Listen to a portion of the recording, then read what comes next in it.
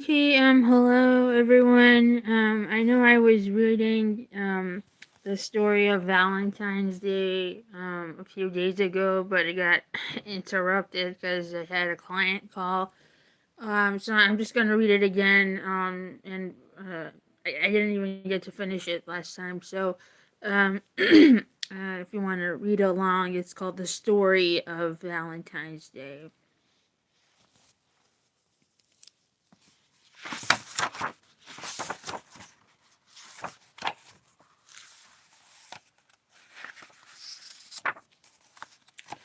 Red and pink hearts, flowers and chocolates, cupids and doves, cards and letters with sweet or silly sayings written on them.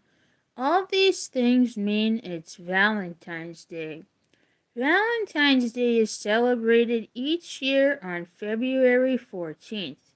It is a day to give small gifts of love and friendship to someone special. These gifts are called Valentines, but how did February 14th come to be a day to think about love? No one knows for sure. Valentine's Day is one of the oldest and most mysterious holidays.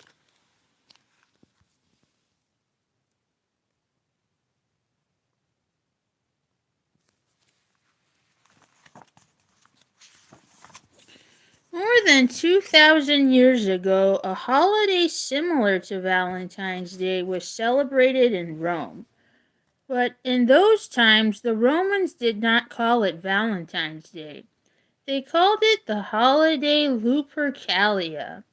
Lupercalia means Feast of Lupercus. From early Romans, they believed a god named Lupercus protected them from wolves and looked after their crops and animals. They honored Lupercus by singing and dancing and feasting. Lupercalia came later in the Roman calendar than our Valentine's Day does, so Lupercalia was also a festival to celebrate the beginning of spring.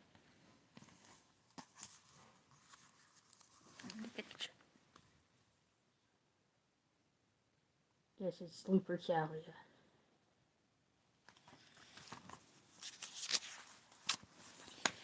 On the night before Lupercalia, girls would write their names on pieces of paper and place them in an urn. Boys would take turns drawing names. The girl whose name they chose would be their partner for all the games and dances. Often the pair would become engaged at the end of the festivities. This romantic custom reminds us a bit of Valentine's Day today. For hundreds of years, the Romans celebrated Lupercalia, but after the Christian religion came to Rome, many Romans no longer believed in such gods as Lupercus. Still, people loved celebrating Lupercalia and did not want to give it up. So the church decided to use the holiday to honor a priest. They renamed the holiday St. Valentine's Day and celebrated on February 14th. Legend has it that this holiday was named after a Christian priest who lived in Rome almost 2,000 years ago. Hi, yes, we're reading the story of Valentine's Day, what it really is, where it came from. So right now we know it's not a religious holiday. It came before Christianity. Church records show that there were actually several priests named Valentine living back then. According to one story, Valentine was arrested because he refused to pray to the Roman gods. In prison, Valentine became friends with the prison guard and his blind daughter. Finally, after many years, the priest was called before the Roman Emperor Claudius II, or Claudius the Cruel. Claudius told the priest he would be set free if he gave up his religion. Valentine refused, and even tried to convince Claudius to become a Christian. Claudius flew into a rage and ordered the priest beheaded. But before he was taken away, Valentine asked the prison guard to give a note to his blind daughter. As soon as the girl opened the note, her sight was miraculously restored. She was able to read what was written on the piece of paper. From your Valentine. Hi, Camilla. Yes.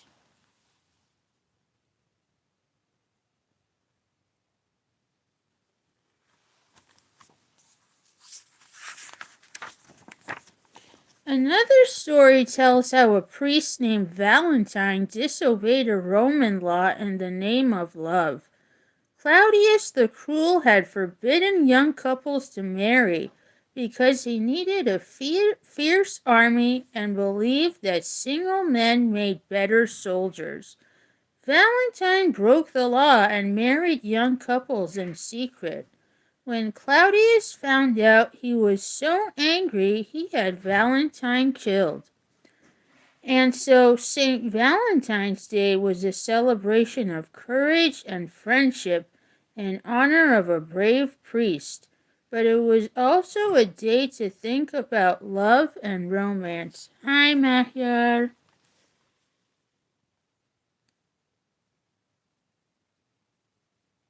So there he is, secretly, marrying people. Celebrations of Valentine's Day spread to other countries.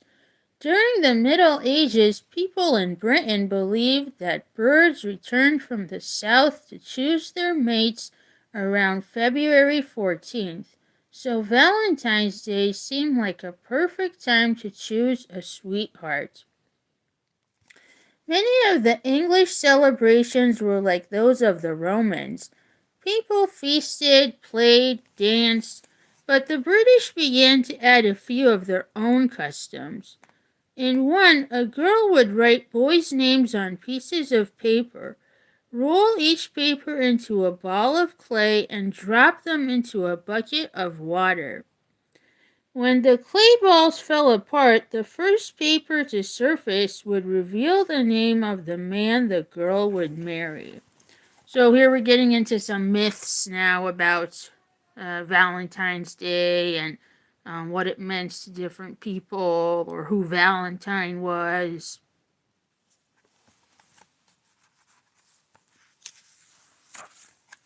It was also during the Middle Ages that Valentine's Day became a children's holiday. English children went from door to door in groups singing songs. The mistress of the house would often throw flowers or pennies to children or give them sweet buns made with plum filling. Here is one of the songs the children sang. Good morning to you, Valentine. Curl your locks as I do mine. 2 before and 3 behind. Good morning to you, Valentine. Yep, so now children are getting involved, and I guess the idea of candy kind of gets from this pastry.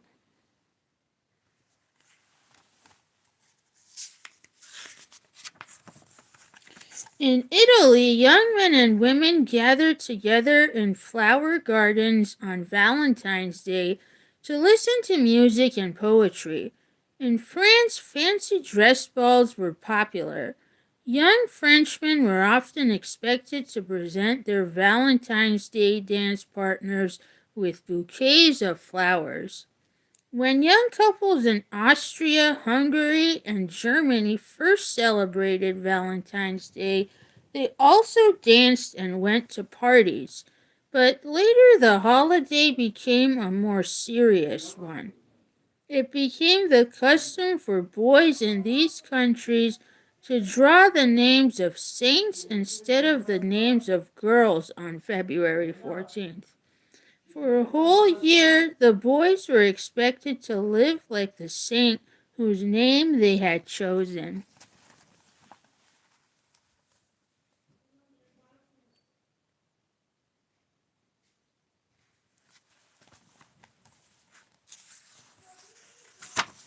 The very first Valentine was written at this time about 400 years ago by a French nobleman named the Duke of Orleans. He was taken captive during a war and imprisoned in a tower in Britain. He missed his wife very much and wrote her many love letters. Many of the letters mention Saint Valentine. One of them reads, "Wilt thou be mine, dear love, reply? Sweetly consent or else deny. Whisper softly, none shall know. Wilt thou be mine, love, yea or no?" As more and more people learned how to read and write, they decided to send this kind of letter to their sweethearts. Soon the letters came to be called Valentines. They were often decorated with hearts, flowers, birds, and cupids. In Greek and Roman myth, Cupid was a mischievous god who flew around shooting people with his invisible arrows. These arrows made people fall hopelessly in love. Hi, Camilla. Yes. Yeah, another picture here.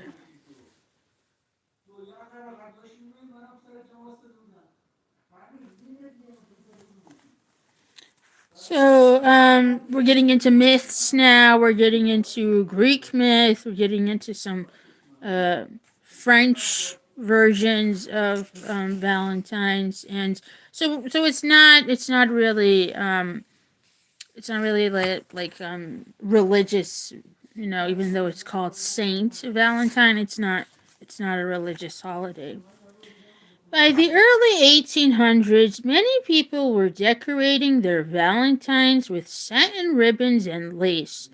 For people who needed help thinking of what to write, there were little booklets they could use called Valentine Writers. Inside there were poems for the old and young and for every occupation, such as soldier or baker. Valentine's Day was peculiarly popular in Britain while Queen Victoria ruled the land. Paper valentines made during this time are called Victorian valentines. They were usually delicate and rather fancy. Today, people collect Victorian valentines. Many of them can even be seen in British museums. Although people also gave each other flowers and candies and jewelry at this time, Victorian Valentines became a favorite way of expressing feelings of love. In Britain, February 14th became the post office's busiest day of the year. So, you know, usually we would think Christmas would be like the day the post office would be busy, but now Valentine's Day as well.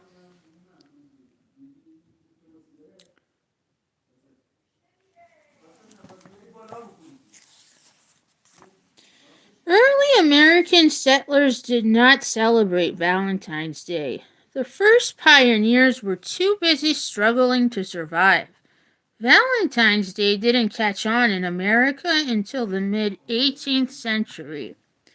Many of the first American Valentines were proposals of marriage. The popular True Love Knot and the Endless Love Knot were mazes drawn in the shape of connecting hearts that had messages of love written inside the pathways. In the pinprick style, sewing needles were used to create fancy borders by poking holes along the edges of the paper. Another popular Valentine during this time was the acrostic, in which the first letter of each handwritten verse spelled out a sweetheart's name. Handmade cards were popular in America until the mid-19th century. So now we see different countries preparing their own versions of Valentine's Day and like involving the queen, involving marriage, involving like really serious stuff than just passing out candy or cards. Valentine's Day is still observed in many countries, but it is most popular in America and Britain. In Britain, children still receive candy and money, and men and women still send cards and flowers to their sweethearts. So children, again, getting involved in Valentine's Day. It's not just about couples. In America, people young and old give each other cards, flowers, candies, and jewelry. Bakeries are filled with heart-shaped cookies and cakes. There are still Valentine's Day dances, and it is believed to be one of the most popular wedding days of the year.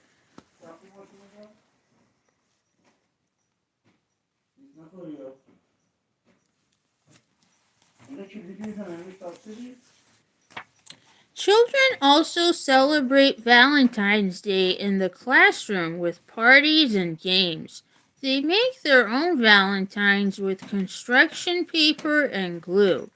They decorate boxes with crepe paper and cut out hearts so that friends can place the valentines inside. Perhaps decorating boxes for homemade valentines is a modern version of the old Roman custom of drawing names from an urn or a bowl.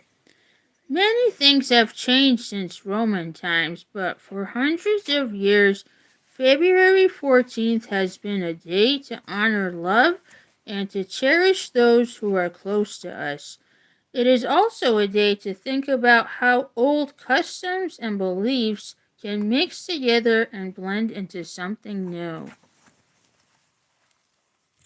So there's the Roman guy and there's the, modern girl, putting like hearts in an urn or a box. So, I mean, it's kind of, again, not a religious holiday at all. Yeah, and the book has just like some activities you could do. So yeah, that was the story of Valentine's Day, and I hope you guys get to celebrate with whoever you want. It's not just a thing between men and women, or girlfriend boyfriend type of stuff. It's for everyone. Thank you.